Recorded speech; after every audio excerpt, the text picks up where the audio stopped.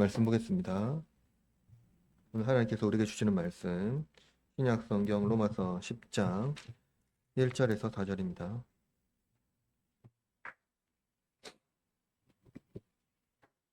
신약 성경 로마서 10장 1절에서 4절, 제가 가진 성경 253면에 있습니다.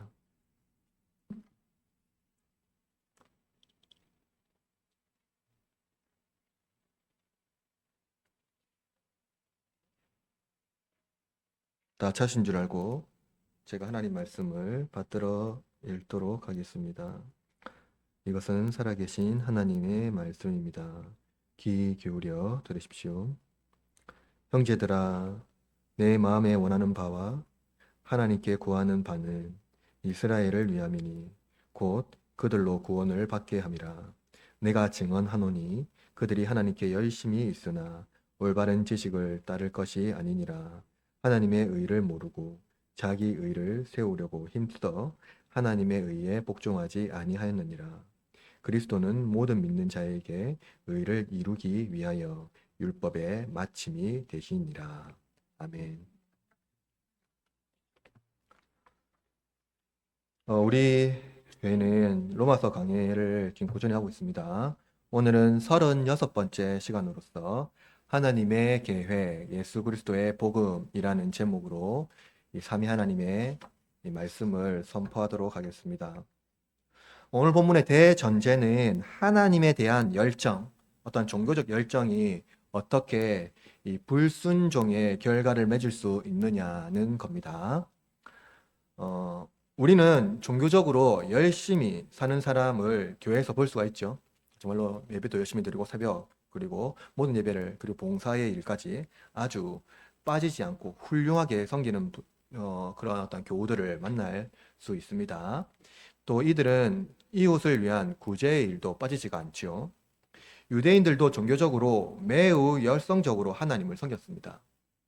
그러나 바울은 그들은 믿음을 의지하지 않고 행위를 의지함으로 그리스도가 오히려 그들에게 걸림돌이 되었다고 우리는 지난주 설교를 통해서 살펴본 바가 있습니다.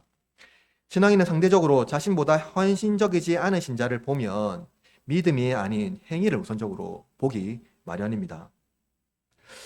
바울은 도덕적이고 헌신적인 이스라엘이 하나님의 계획과 일을 깨닫기를 바랍니다.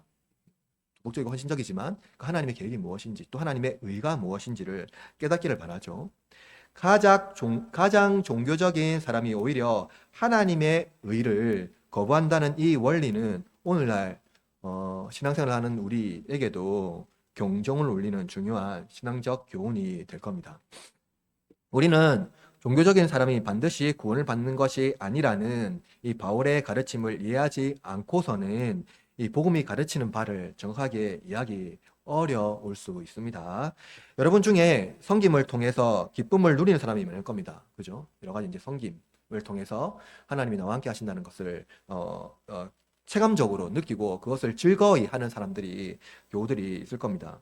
그러나 섬김으로 기쁨을 얻는 자들이 경계해야 하는 것은 무엇이냐면 그 행위 자체를 기뻐하는 겁니다.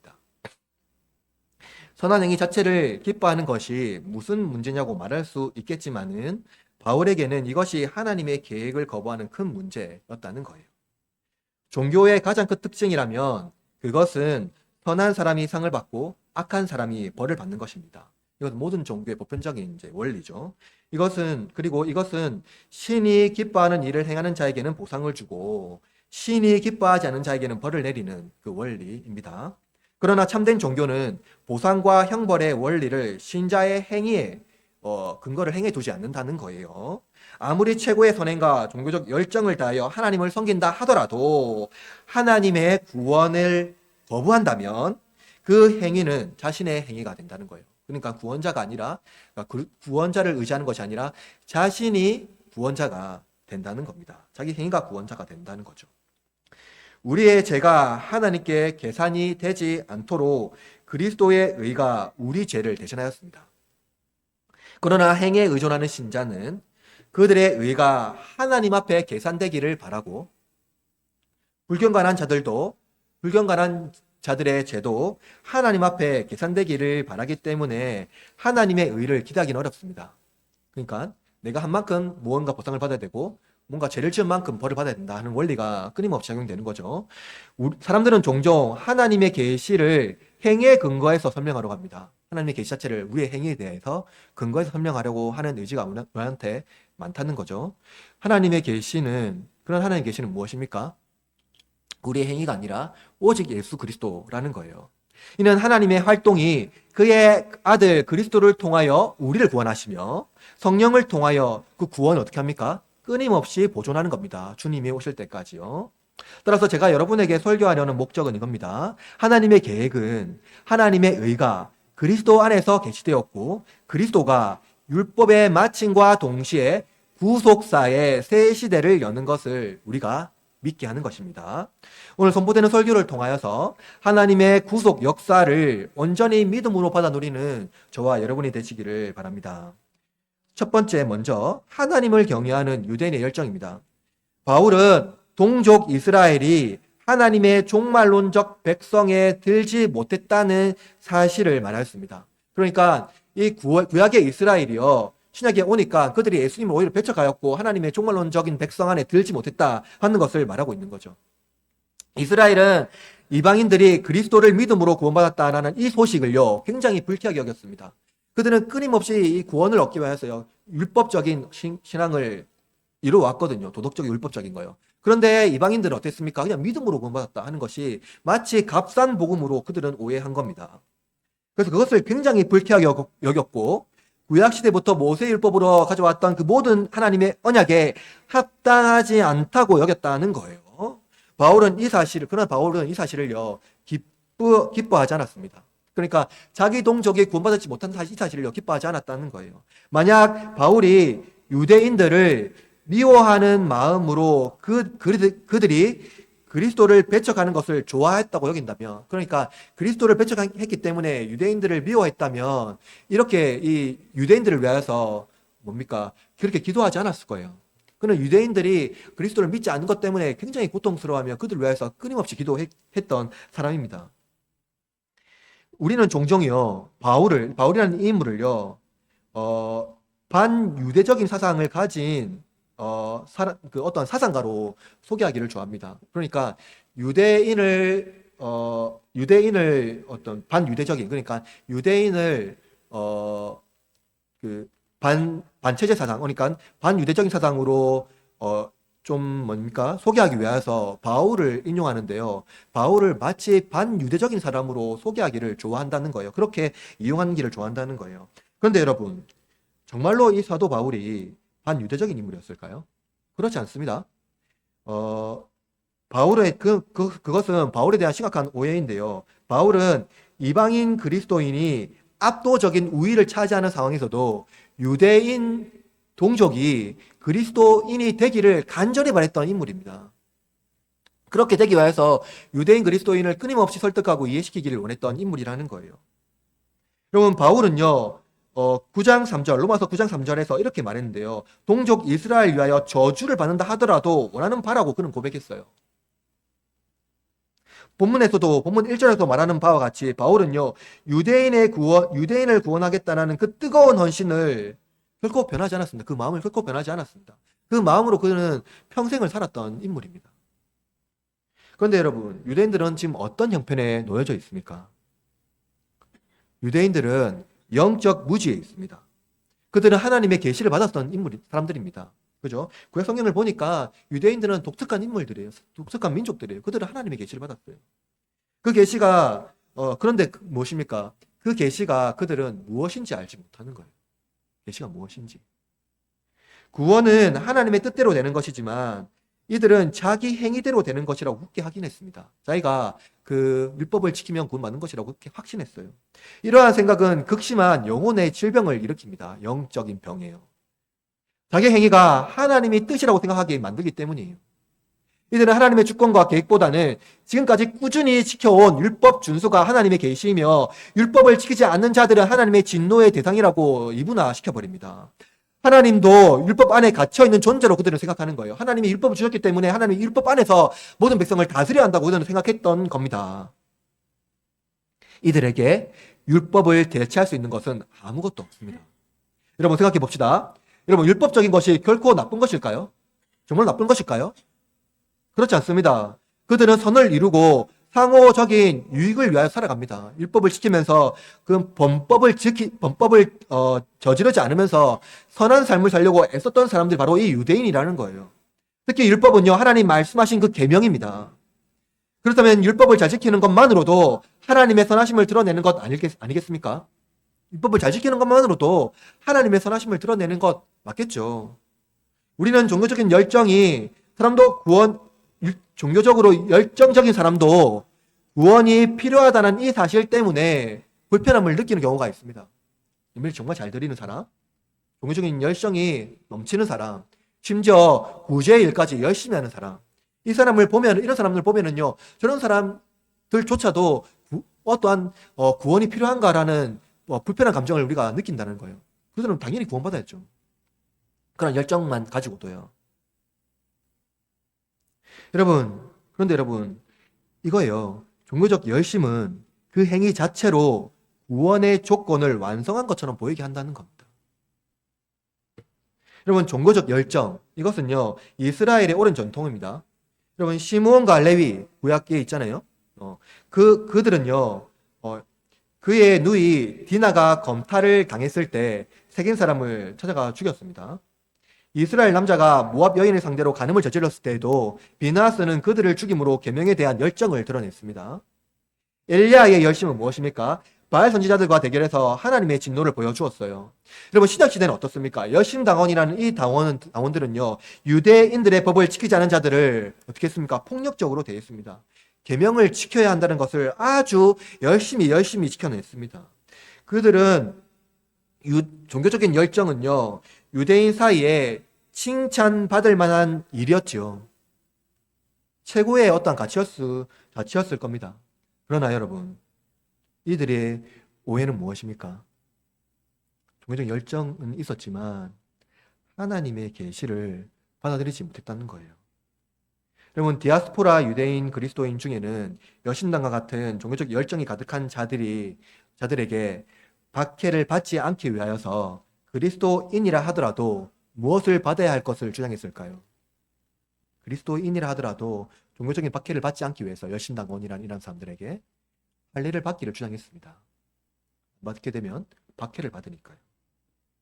심지어 바울도 다메섹 도상에서 그리스도를 만나기 이전에 열정적인 유대인 종교 지도자였습니다.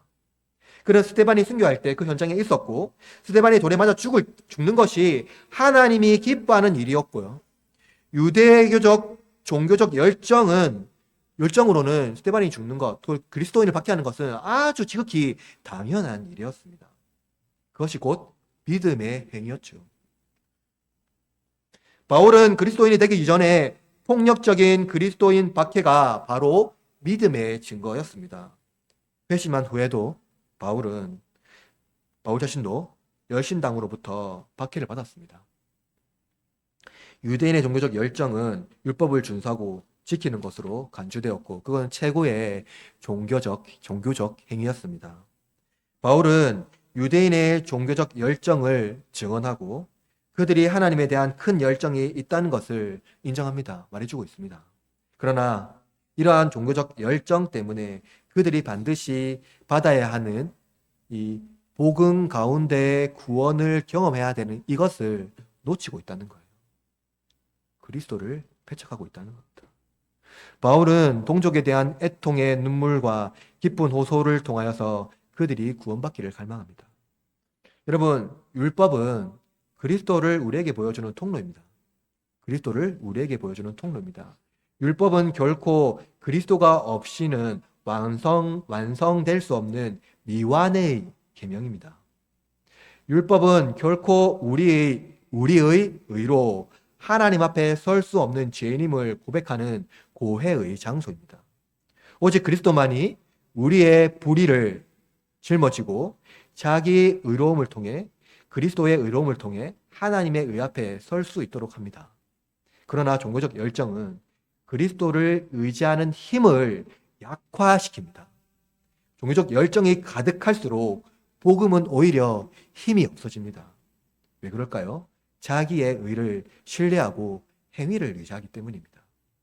예수님은 예루살렘 성전을 보고 우셨죠. 종교적 열정이 가득한 성전을 보시고 성전이 무너질 것을 예언하셨습니다. 바울도 동족 이스라엘을 보고 눈물로 호소합니다. 이스라엘은 율법의 목적이신 그리스도를 발견하지 못하고 종교적 열정만을 붙들고 살아갑니다. 이 종교적 열정이 가득한 사람의 특징은 무엇입니까? 그것은 자기 행위를 자랑하는 겁니다. 그리고 행위가 없는 자들을 멸시하는 거예요. 하나님은 그들의 기도에 응답하지 않는 이유는 그들의 종교적 열정이 없기 때문이 아닙니다. 그러나 그들이 복음 앞에 서지 않기 때문에 하나님은 그들의 기도에 응답하지 않는 것입니다. 여러분, 복음은 누군가를 멸시하기 위해서 우리에게 주어진 것이 아닙니다. 복음은 누군가에게 누구나 열려 있으며 하나님의 자녀가 될 수 있다는 이 조건 없는 사랑을 보여주지요. 여러분, 생각해 봅시다. 종교적 열정이 있는 사람은 선하고 좋은 사람입니다. 좋은 부모가 되기 위하여 정직한 마음으로 살려고 하는 그 어떠한 마음들, 그리고 하나님을 섬기려는 마음은 모두 귀하죠.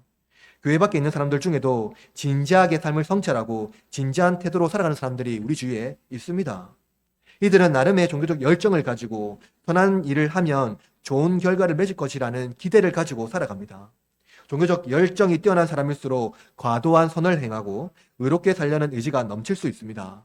그러나 복음은 우리의 행위가 아니라 그리스도의 의와 공로로 공로가 우리의 행위가 된다고 말합니다. 즉, 그리스도의 의와 공로만이 우리의 행위가 된다고 말하고 있는 거예요. 즉, 우리는 나 자신의 행위를 의지할 때 도달할 수 없는 행위를 지속해야 하지만 그리스도의 행위를 의지할 때만이 우리는 은혜로 하나님의 의 앞에 도달할 수 있다는 겁니다. 종교적 열정이 넘치는 사람에게 그리스도는 구원의 반석이 될 수 없습니다. 종교적 열정은 복음 가운데 얻는 구원을 누리지 못하지만 그리스도만이 복음 가운데 얻는 구원을 누리게 한다는 거예요. 오직 그리스도만이 구원의 길이며 의의 길이라는 것을 여러분 잊지 마십시오. 그러므로 여러분, 우리 모두에게는 그리스도가 필요합니다. 둘째로, 하나님을 경외하는 신자의 지식입니다. 하나님을 향한 열심이 복음을 누리지 못하게 하는 이유는 종교적 열정으로 하나님의 의를 얻으려는 열망 때문입니다. 그러니까 종교적 열정으로만 하나님의 의를 얻을 수 있다는 그런 어떤 열망이 가득하다는 거예요. 이는 바울이 앞서서 말했지만 믿음이 아니라 행위를 의지한 결과물입니다. 대부분 종교는 행위를 강조하고 이에 합당한 상과 벌이 있다는 것을 말하지만 참된 종교는 인간의 행위에 의존하지 않고 하나님 자신의 의에 의존하게 합니다. 그렇다면 여러분, 이스라엘은 율법의 계명을 가지고 있으면서도 하나님의 의를 깨닫지 못하는 이유는 무엇일까요? 그는 오랜 세월 모세의 율법과 그리고 선지자의 말씀과 그리고 제사와 그런 어떤 종교적인 의례를 가지고 있었습니다. 그리고 끊임없이 실천했어요. 그럼에도 불구하고 이들이 하나님의 의를 깨닫지 못하는 이유는 무엇일까요? 본문 2절 있죠, 2절. 2절 하반절에 볼까요? 2절 한번 읽어볼까요? 2절. 시작.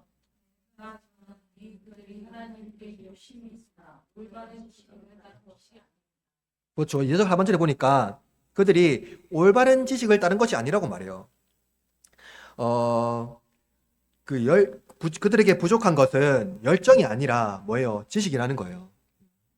본문에서 말하는 지식은 어떠한 지적인 성찰로 얻은 어떠한 공부에서 얻은 그런 지식이 아닙니다. 그러니까 이것은 인지 혹은 인지적인 의미의 어떤 지식인데 쉽게 말하면 이 깨달음이라고 번역할 수 있는 것이 가장 쉽게 번역한 것 같습니다. 그러니까 이 지식은 깨달음이라는 거예요. 여러분, 그러면 깨달음이라고 하는 이 지식이라는 이 측면은 어떻게 알 수 있는 겁니까? 공부해서 알 수 있는 겁니까? 아니에요. 이것은 어떠한 계시적인 측면이에요. 그러니까 어떻게 깨달아야 된다는 거죠. 그래서 뭡니까? 이스라엘은 율법을 받았고 선지자를 통해서 하나님 말씀 그리고 하나님 계시를 받았지만은 실제로 그 계시가 의미하는 바를 그들은 깨닫지 못했다는 겁니다. 하나님의 계획은 유대인을 통해서 이스라엘 백성을 하나님 계획은 유대인을 통해서 자기 백성, 자기 영적인 이스라엘을 구원하는 것이 아니라 그의 아들 예수 그리스도를 통해서 영적인 이스라엘을 구원하는 거예요. 그러나 그들은 뭡니까? 하나님의 계획을 깨닫지 못하고 열심을 추구했기 때문에 그 구원에 참여하지 못했습니다. 이들의 가장 큰 잘못은 3절에서 이제 기록한 바대로 하나님의 지식을 깨닫지 못하고 자기의 의를 세우려고 한 것입니다. 여러분 3절의 말씀을 읽어볼까요? 3절 시작.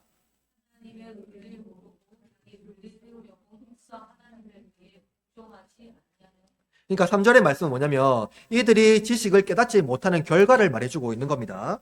바울은 유대인이 자기 의와 하나님의 의를 대조하고 있습니다. 자기 의를 의지하는 자는 하나님의 의에 복종하지 않는다고 말하고 있어요. 앞서 말했지만 하나님의 의는 자격이 없는 자에게 자격 없이 주어지는 은혜의 의라고 말한 바가 있습니다. 여러분, 이러한 맥락에서 하나님의 계획은 예수 그리스도의 복음을 깨닫게 하는 거예요. 그죠? 그러니까 하나님의 의는 예수 그리스도의 복음을 깨닫게 하는 겁니다. 이 복음의 중심에는 하나님의 계시가 있는데요. 그 계시가 뭐냐면요, 바로 그 예수 그리스도라는 거예요. 계시는 곧 그러니까 계시는 곧 그리스도이고, 이 그리스도는 곧 무엇입니까? 하나님의 의라는 겁니다. 바울은 동족 유대인에게 선포하는 그것이 뭐냐면 하나님의 계시는 율법이 아니라 그리스도라는 것을 깨닫게 하는 거예요.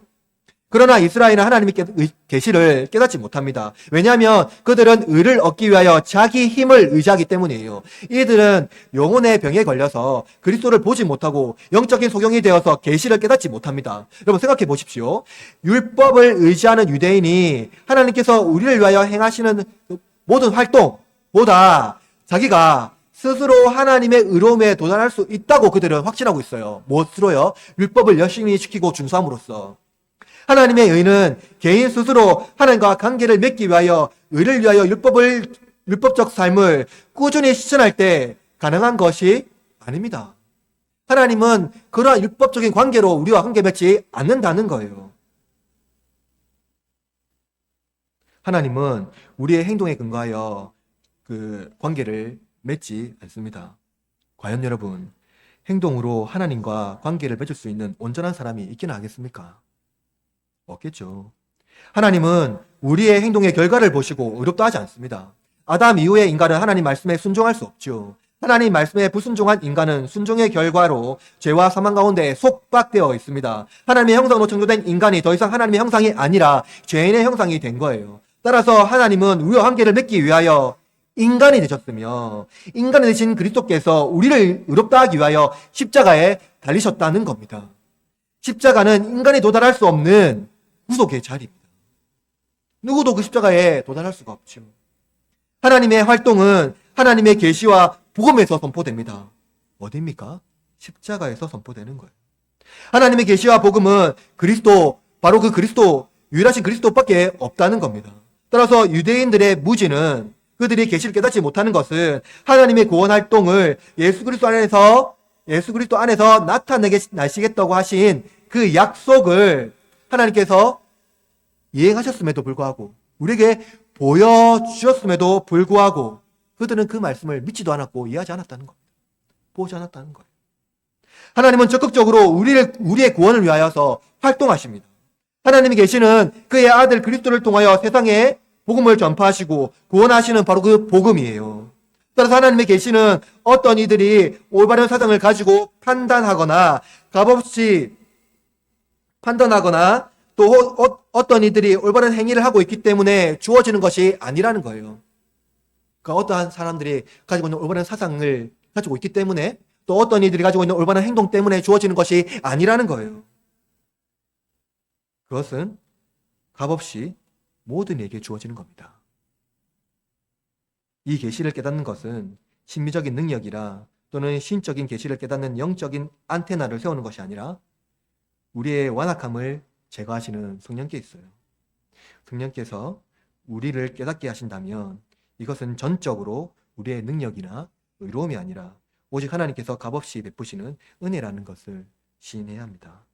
바울은 자신을 율법에 근거하여 흠없는 자로 묘사한 바가 있어요.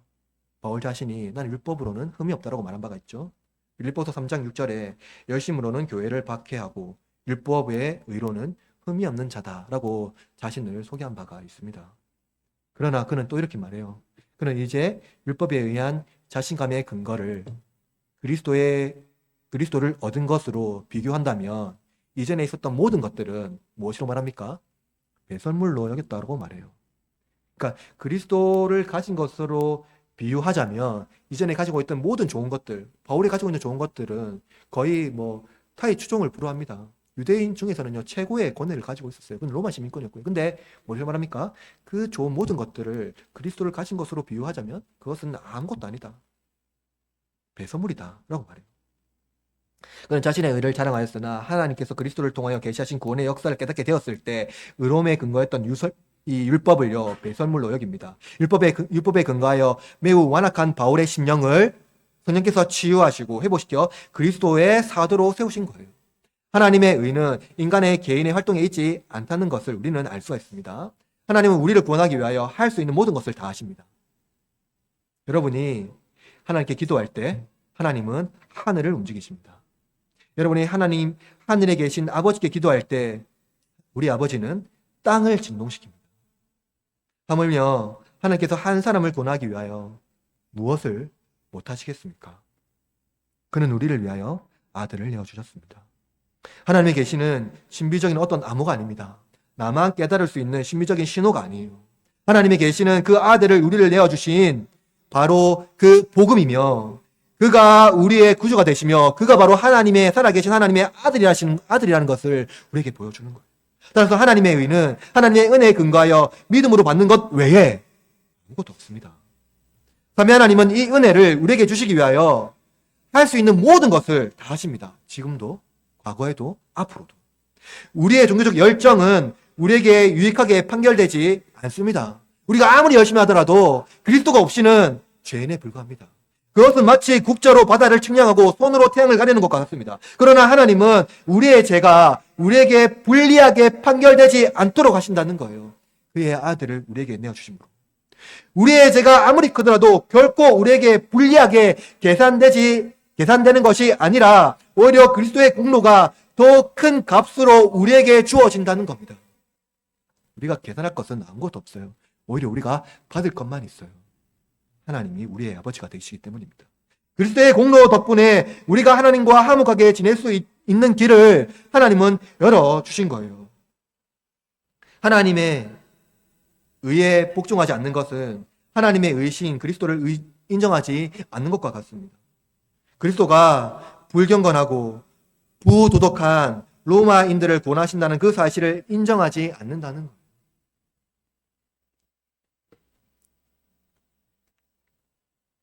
오히려 그것은 걸림돌이 되어 은혜를 누리지 못하게 하는 겁니다.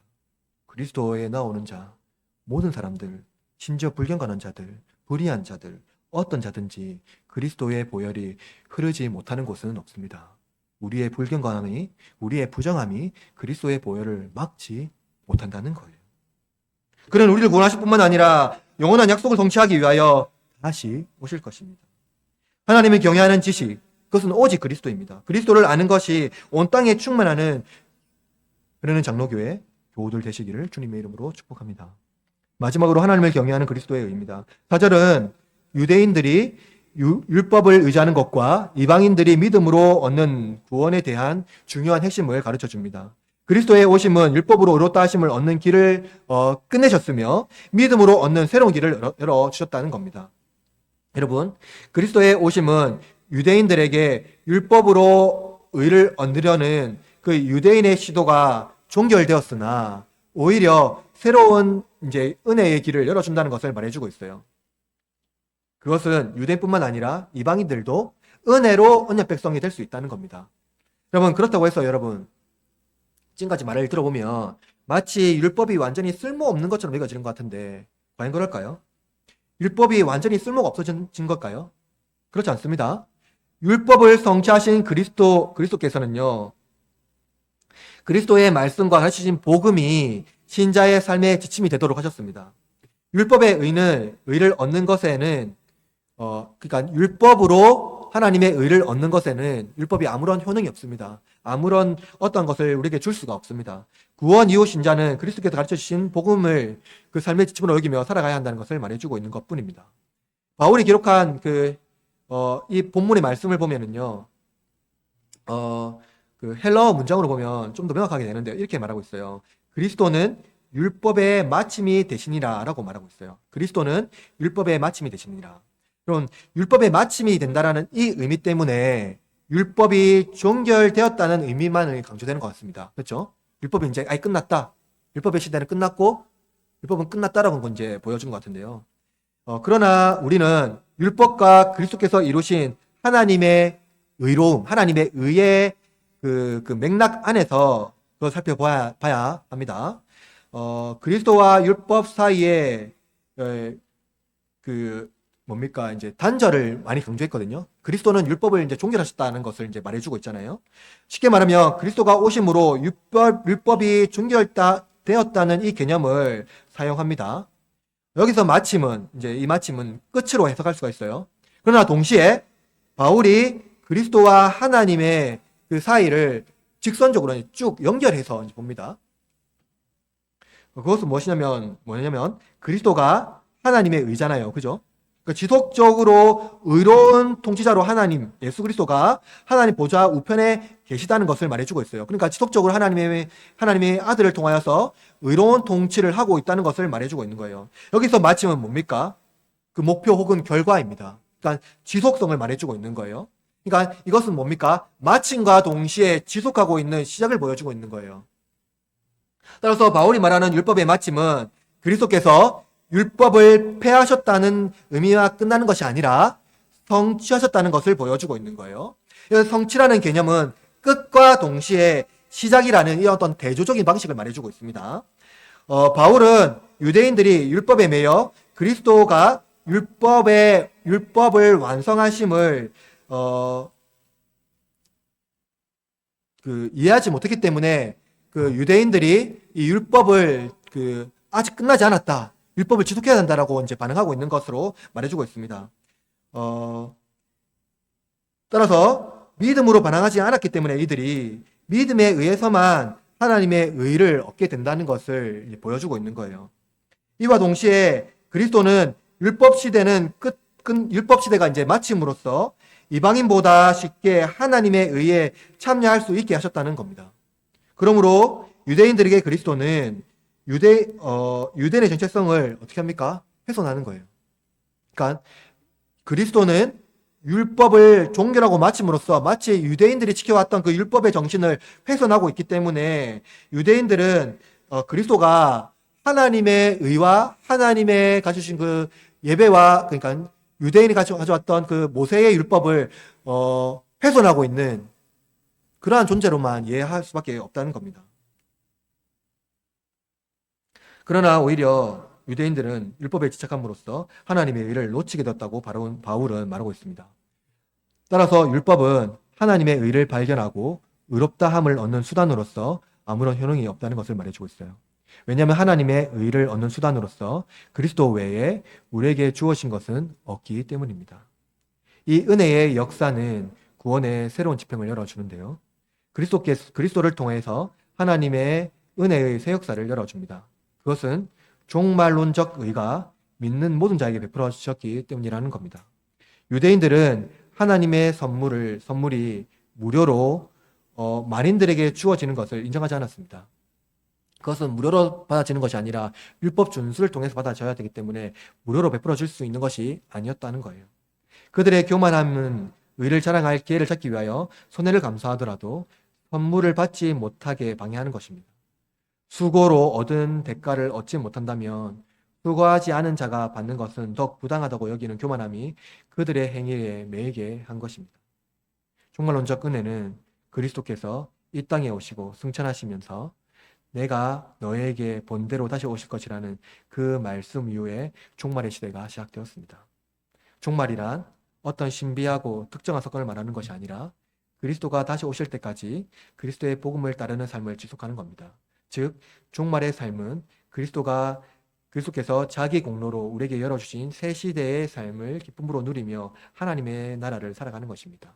율법의 목적은 우리를 그리스도께로 인도하여 믿음으로 의롭다함을 얻게 하는 것이죠. 따라서 모세의 법은 그리스도를 속박할 수 없고 다만 그리스도를 통해서 발견되며 그리스도의 중보를 통해서 우리를 지속적으로 묵상하도록 그리스도를 묵상하도록 이끌어가는 겁니다. 하나님은 율법 안에서 우리와 관계 맺지 않습니다. 율법은 죄를 이기지 못하죠. 회개하더라도 지속적으로 희생 제물을 드려야 합니다. 대제사장의 중보를 통하여 속죄하지만 불완전한 속죄에 불과합니다. 율법은 죄와 사망의 올무에서 우리를 해방시키지 못합니다. 오히려 더 큰 짐의 멍에에 매이게 합니다. 그러므로 하나님은 율법 안에서 우리와 관계 맺지 않으시고 그리스도 안에서 우리와 관계를 맺으십니다.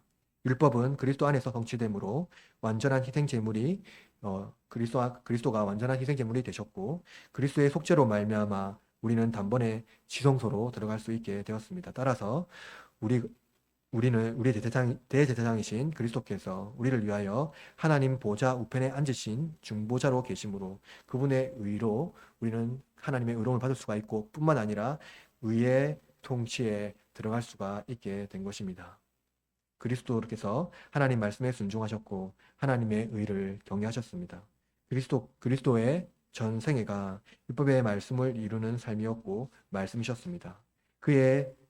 그리스도는 율법의 말씀을 온 백성에 가르치셨지만 또한 정죄하지는 않으셨습니다.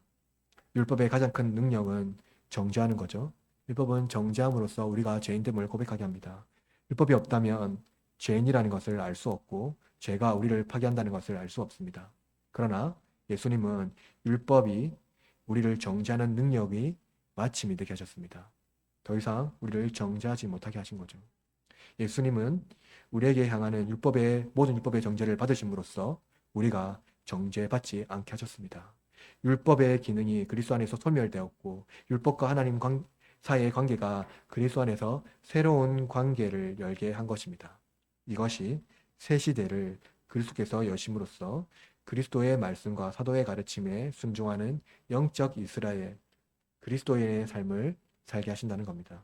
이제 율법은 우리를 정죄하는 것이 아니라 그리스도께 인도하는 것이며 우리의 도덕적 헌신을 요구하는 것이 아니라 그리스도를 믿는 믿음을 요구합니다. 그러나 율법이 폐기됨으로써 이제 사랑만 남는다고 생각하는 사람이 있을 겁니다. 이것은 오해이죠. 모든 죄가 그리스도 안에서 용서를 얻기 때문에 사랑만 하면 된다는 식의 태도는 우리는 취해서는 안 됩니다. 앞서서 말했듯이 율법이 완전히 없어진 것이 아니라는 거예요. 그리스도 안에서 이 율법이 완전해졌다는 겁니다. 성취되어졌다는 겁니다. 예수님께서 복음서를 통해서 우리에게 가르쳐 주신 말씀은 타도의 가르침, 그리고 그리스도의 가르침, 그것이 우리의 삶의 지침이 되어야 합니다. 복음이 우리의 삶의 토양이 되어서 성경을 묵상함으로 영양분을 얻어 지속적으로 우리는 성장해야 됩니다. 예수님께서 사도들에게 하신 말씀을 여러분 기억하십시오. 마태복음 28장 19절에서 20절에 이렇게 말합니다. 너희는 가서 모든 민족을 제자로 삼아 아버지와 아들과 성령의 이름으로 세례를 베풀고 내가 너희에게 분부한 모든 것을 가르쳐 지키게 하라. 여러분, 이 예수 그리스도의 복음의 말씀은 오히려 율법을 지키는 것보다 더 어려운 일일 수 있습니다. 왜냐하면 구원받은 신자가 그리스도 안에서 구원을 얻고 죄와 사망에서 해방하고 은혜를 누리지만 우리가 살아가는 이 세상은 반복음적이기 때문입니다. 이 세상은 우리가 복음적으로 살 수 있도록 우리를 자유롭게 하지 않습니다. 우리는 우리를 증명하는 것, 또 교회와 세상을 구분하는 것, 나아가 이스라엘같이 이방인과 우리를 구분하는 율법과 할례, 하나님의 언약을 독점해내는 태도에서 벗어나서 이 복음적 삶을 살아내야 됩니다. 이 세상에서 복음으로 살기 위하여서는 그리스도를 의지하는 것, 성령님이 가르치심을 의지하는 것 외에 아무것도 없습니다. 그리스도께서 우리를 형성하실 때 그의 복음이 우리의 종말론적인 삶을 형성할 것입니다. 그러므로 여러분, 우리는 예수 그리스도를 깨달을 때 예수 그리스도께서 하나님의 유일하신 복음이라는 것을 우리가 깨달을 때 그리스도의 말씀 앞에 살아갈 수가 있습니다. 하나님의 계시는 오직 그리스도임을 여러분 기억하시길 바랍니다. 그 외에 계시는 아무것도 없습니다. 여러분 기억하십시오. 우리가 비밀스러운 계시를 알고 있으나 우리의 말을 들어야 한다는 방식으로 사람을 호도하는 집단의 말을 듣지 마십시오. 하나님은 보편적인 계시, 그의 아들 예수 그리스도를 통하여 우리를 구원하시겠다고 말씀하셨습니다. 유대인들에게 걸림돌이 되신 그리스도가 이방인의 구원자가 되었듯이 우리의 구원자가 되십니다. 그리스도가 하나님의 지식이며 하나님의 의입니다. 하나님은 그의 아들을 통하여 우리를 구원하기를 기뻐하시고 그리스도를 믿는 모든 자들에게 의를 위하여 율법의 마침이 되십니다. 그 사실을 믿음으로 받아 누리며 참된 종교, 참된 신앙 안에서 하나님의 안식과 회복과 누림을 누리는 건강한 신앙인이 되시기를 바랍니다. 말씀 마무리합니다. 사랑하는 흐르는 장로교회 여러분, 그리고 예배에 참여한 주의 백성 여러분, 하나님을 향한 열심이 있다고 해서 하나님께 복종하는 것은 아닙니다. 유대인들은 하나님께 대한 열정이 있었지만 하나님의 의가 되시는 그리스도를 알지 못했습니다. 그들은 율법을 준수하였지만 율법이 가리키는 그리스도를 알지 못했습니다. 그리스도께 나가지 못했습니다. 그들의 열정은 하나님께로 향한 것 같지만 자기의 의를 세우는 길이 되고 만 것입니다. 그러므로 여러분, 우리 신앙도 되돌아봅시다. 나는 하나님 앞에서 무엇을 붙들고 있습니까?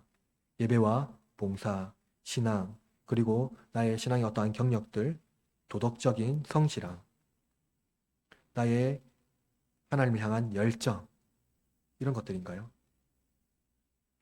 이것들은 나를 의롭게 하는 근거가 될 수 없습니다. 의의 의는 오직 예수 그리스도입니다.